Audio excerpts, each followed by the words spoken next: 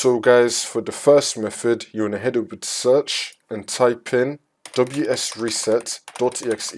Click on it. It's now going to reset the Microsoft Store cache. See if that fixes your problem. For the second method, you want to head over to search and type in check for updates. Click on it.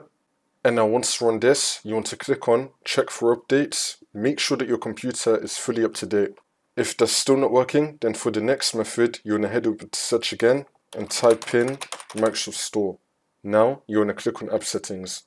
And now once you run this, you want to scroll down and then click on terminate. Now you want to click on reset and then click on reset again. Wait for this to load. Now once that's been done, see if that works. Now for the last method, you want to head over to search and type in Windows PowerShell. Now you want to run it as administrator. And then click on yes. And now once you run this, you want to copy and paste the command, which will be down below in the description. You want to highlight this, do Ctrl-C to copy it, come back to PowerShell, and then do Ctrl-V to paste it, and then click on enter. It's going to reinstall the Microsoft Store. Now once that's been done, you just want to restart your computer, and this should now fix your problem.